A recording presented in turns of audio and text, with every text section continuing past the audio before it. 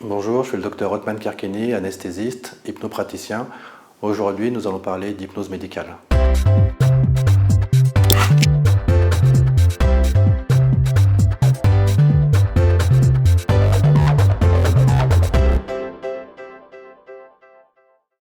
L'hypnose médicale, c'est notre manière à nous, les médecins, les soignants, de faire expérimenter l'état de transe à nos patients. L'état de transe, c'est un état de modifié de conscience dans lequel le patient va pouvoir activer ses ressources et trouver des solutions à ses problèmes. L'hypnose médicale est une hypnose de soins, à la différence de l'hypnose de spectacle ou de la street hypnose, qui elle est destinée à des spectateurs ou bien à des passants.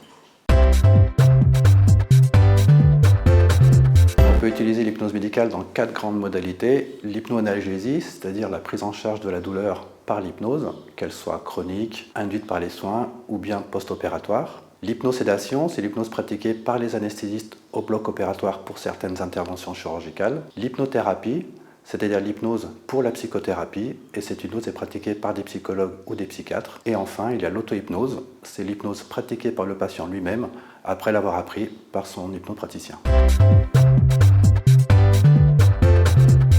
Une séance d'hypnose se déroule en plusieurs étapes. La première étape, c'est l'anamnèse, c'est-à-dire écouter le patient, écouter sa demande et fixer avec lui des objectifs réalisables et réalistes. Cette première étape se fait en communication hypnotique, c'est-à-dire qu'on va observer la manière dont le patient communique, observer ses mots, observer ses gestes. La deuxième étape, c'est l'induction hypnotique, c'est-à-dire qu'on va faire passer le patient d'un état de conscience normal à un état modifié de conscience, la transe hypnotique. Et cette induction se fait par des techniques de focalisation comme fixation d'un point fixe ou une attention portée sur la respiration. Quand l'état de transe est installé, c'est le moment du travail hypnotique à travers diverses techniques comme par exemple la safe place ou la réification. La fin de la séance consiste à la sortie de transe du patient. Il s'agit de le réinstaller dans le monde présent, ici et maintenant, et c'est le moment idéal pour les suggestions post-hypnotiques. Une séance d'hypnose dure entre 20 et 25 minutes. Aujourd'hui, on peut dire que la seule contre-indication à l'hypnose médicale, c'est le refus du patient. Ce qui est important de retenir, c'est que l'hypnose médicale se pratique par des soignants, c'est-à-dire des médecins, des infirmières, des psychologues, des kinés, et chacun pratiquera l'hypnose dans son domaine de compétence. Par exemple, il m'est arrivé de recevoir des patients dépressifs pour traiter leur insomnie.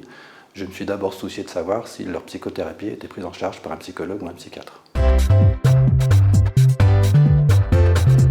Réunion, on peut se former à l'hypnose médicale grâce au diplôme universitaire d'hypnose médicale et clinique proposé par l'Université de La Réunion. Il existe 2 formations privées à La Réunion destinées aux soignants, une dispensée par l'Institut français des pratiques psychocorporelles, où j'enseigne également, et une proposée par l'association Hypnosia. L'hypnose médicale n'est pas là pour remplacer un diagnostic médical, mais pour être un complément à une prise en charge médicale.